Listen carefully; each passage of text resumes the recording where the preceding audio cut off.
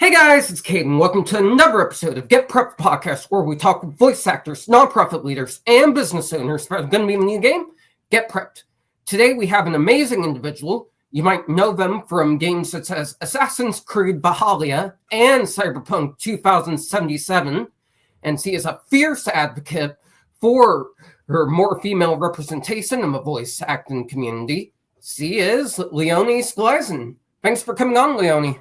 Thanks for having me. Hi.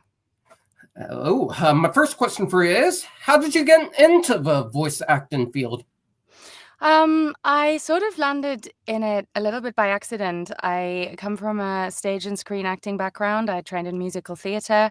I was a singer and an actor and worked on stage and screen. And then my acting agent at the time, that was about maybe 10 years ago, started getting me voice acting jobs because I speak a few languages. I'm originally from Germany. I've lived in France, so I speak German, French, and English fluently. And I was starting to book voice work because of that. And I started to think that I actually really enjoyed it and that I clearly maybe had a talent for it because I kept booking the jobs.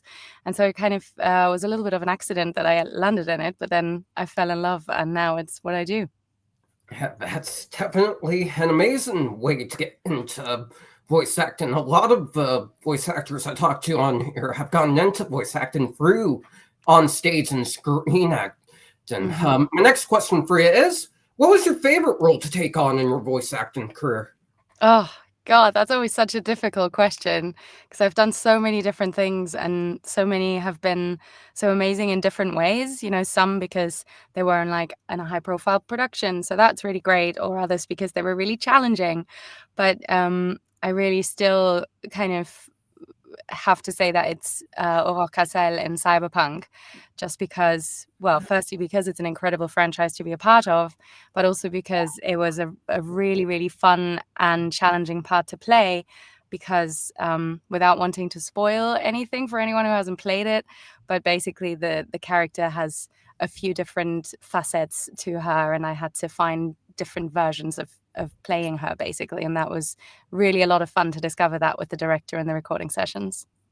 I absolutely agree. Being involved in the creative process of the character and the production is always a good one. I do a lot of different interviews, not just for this platform, but for a platform called Autism Digest. And one of my favorite things is being involved in the creative process through booking the guest, coming up with a question.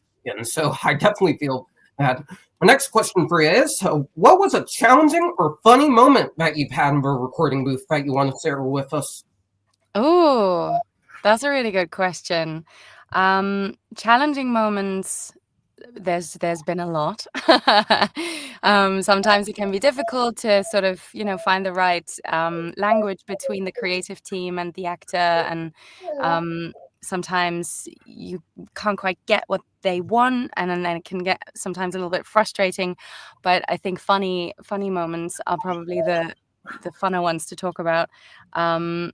There was a commercial that I did a couple of years ago where I was dubbing an on-screen character who was kissing another character. And so I had to do some kissing sounds on camera, on microphone. And it became more and more intense. Basically, the director just kind of kept saying, oh, can it go a bit further, basically, wanting it to sound a little bit sexier.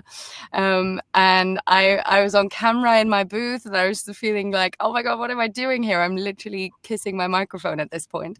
And it was really funny. And the director gladly turned on his camera as well so that I wouldn't feel quite so exposed. And he said, look, we're all here together, we're all making something together, let's all be in it together. So that was a fun little moment, and my booth got a little bit sweaty. That definitely sounds like a fun moment. The next question for you is, what's something you've learned over the course of your voice acting career that you wish you knew when you first started? Oh God, so much. When I first started out, I was such a bright-eyed, bushy-tailed noob. I didn't know what I was doing at all. It was really just the kind of the stereotype of, oh, I'm just saying the words on the page, right? And it took a while to understand that voice acting is just the same as screen acting, stage acting, if not more intense, because you're having to imagine everything, right? You're sitting in a little box. You don't have props and other actors and costumes to play with. So you have to be so imaginative and really create these worlds in front of your inner eye and kind of experience those emotions despite sitting in a little gray box. And that was really a huge learning curve for me. And since I've started coaching and teaching myself and coaching workshops, I feel like I've become even better at it by sort of teaching it to other people. I've internalized it more myself. And that's like the biggest misconception I think that some people have about voice acting. Oh, you just say words into a microphone. It's like, you know, you have to create whole emotional worlds and whole characters behind the microphone. Exactly. I really like that answer. With anything, really, you have to create your own take on it. So that's a really good answer. My next question for you is, you're deeply involved in advocating for female representation in the voice acting field. Do you mind telling us a little bit about what makes you so passionate about it? Yeah, so I'm part of a campaign that's called Building Doors, which was founded by a woman called Christy Haast in the United States. And she basically saw that specifically in certain areas of the voice world, the female representation was very low. We're talking, you know, advertising for sports brands, TV promos, alcohol brands, automotive brands, all that kind of thing. There's a very, very high male percentage in the advertising world.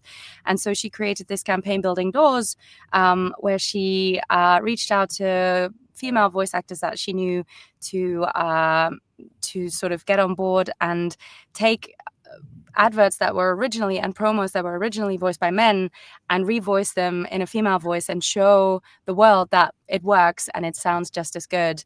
And then she also actively reached out to companies and producers and asking them to pledge that whenever they were casting for any of these things, they would consider an equal gender split and not just, you know, kind of have a blinkered view of saying we want a man for this. And she's really making some waves with this campaign, and I'm really proud to be a part of it. And that's how I got involved with Get Prepped, because Christy posted about it on, I think it was LinkedIn, and the creator of Get Prepped, SC, got in touch and reached out to Christy and said, I would love to, you know, be put in touch with more amazing female voice actors. And then Christy put us in touch, and so that's how I got involved with the game and the campaign. Yeah, that's amazing, and I absolutely agree. A lot of these fields need more representation, not just from female and non-binary voices, but neurodivergent voices as well. I'm a neurodivergent individual myself, and a bit of a story for you. I got offered a sports reporting job, an internship specifically for a company, which I'll keep anonymous out of respect for not getting sued. And the whole time, I had no idea what I was doing covering the game. And half the journalists there looked at me like they were offended by my presence because all I had was a phone to take pictures, because I wasn't really so how to sports report. This was a remote position, and they didn't arrange a Zoom meeting to discuss how to report on the games. They just sent me the written instructions and was like, good luck. So that fell through. So I think with certain fields, if there's more training for neurodivergent individuals, female representation, non-binary, LGBTQ representation, we would never have half of the problems we have when it comes to representation professionally ever end. So I deeply admire your passion for representation and voice acting. My last question for you is, if you could voice any character, past or present, who would it be and why? My answer to this will forever be Hela in the Marvel universe. So Thor's sister in the Thor Ragnarok film, played by Kate Blanchett. She's just my favorite character, and I would love to get to voice her in any capacity. That's definitely a good one. I love MCU. Anyways, that's going to do it for this interview, guys. Thank you so much to Leonie for coming on and sharing her story. If you guys want to see more amazing interviews with those involved in Get Prepped, be sure to like, comment, and subscribe to Get Prepped channel. And to learn more about the game, scan the QR code here.